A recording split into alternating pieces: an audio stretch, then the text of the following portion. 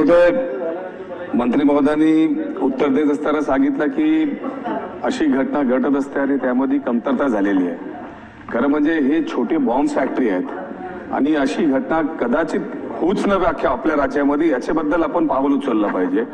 आणि हे आपण नेहमी कधी काय घटना घडली की जे मजूर असतात त्यांना आपण पैसे देऊन बाहेर पडतोय आणि शेवटी जे सेक्शन आपण लावतोय त्यांच्यावरती जे फौजदारी गुन्हा आपण जे दाखल करतो ते बेलेबल सारखा आपण गुन्हा दाखल करतो. 9 लोकांचा जीव गेला इथे.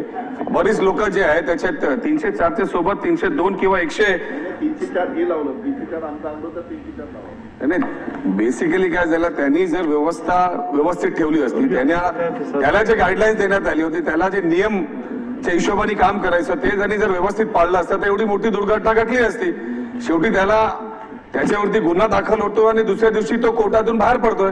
जर त्याच्यावरती आपण व्यवस्थित 104(2) किंवा 302 आपण इन्क्लूड केला असता तर त्याला जामीनच भेटली नसती. तो हायकोर्टमध्ये किंवा त्याला सुप्रीम कोर्ट जाऊ लागला असता. तर अशी घटना जर या महाराष्ट्रामध्ये थांबवायची असेल तर पुढे फक्त ते मालकावरती नाही तर कन्सर्न अधिकारी ते दोघांवरती असे गुन्हा दाखल झाला पाहिजे. इन्स्पेक्शन करत असताना जर त्यांनी सीसीटीव्ही पाहिलं असतं, त्या फॅक्टरीमध्ये प्रत्येक ठिकाणी आता सीसीटीव्ही आहेत, त्या इन्स्पेक्शन मध्ये सीसीटीव्ही पाहिलं असतं तर त्याला कळलं असतं की इथे चुकीची कामं होतं.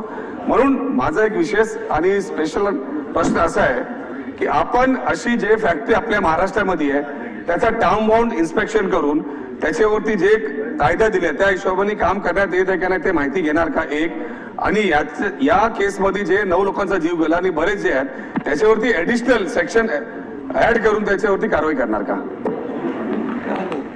अध्यक्ष महोदय, इन्स्पेक्शन हे होत राहतं पण ते कमी मॅनपॉवर असेल किंवा काय असेल त्यामध्ये विलंब होत असेल, पण मॉक ड्रिल घेण्यात जातात. प्रत्येक फॅक्टरीमध्ये अशा मॉक ड्रिल घेतलं जातं, सेफ्टीचं घेतलं जातं. आणि प्रथम उपचार संस्थामार्फत कामगारांना प्रथम उपचार प्रशिक्षण पण दिलं जातं. हे आपल्याकडे स्कीम आहे आणि त्या स्कीम प्रमाणे ते केलं जातं. आता मगाही सांगितलं की 304, 302 कलम का लावण्यात आपण आम्ही ही पण चौकशी केली. ज्या घटनेमध्ये मृत्यू घडवून आणण्याच्या उद्देशाने कृत्य केली असेल अशा प्रकरणामध्ये सदोष मनुष्यवधाचे कलम खटला दाखल करण्यात येतो. कारखाना अपघातामध्ये हत्येचा उद्देश नसल्याने सदोष मनुष्यबळाचा गुन्हा दाखल करता येत नाही. पोलिसचा रिपोर्ट आला आमच्याकडे, त्यांनी आम्हाला सांगितलं. नाही, त्यांनी आम्हाला सांगितलं. आम्ही त्यांना आग्रह धरला की असं का करत नाही, मग कारण विरोध पक्ष नेत्यांनी ते विषयावर मांडलं होतं की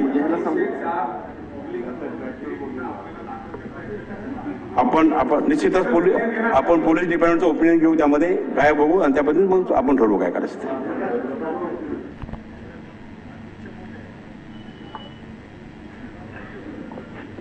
बॉयलर ऍक्ट नावाचा ऍक्ट आहे,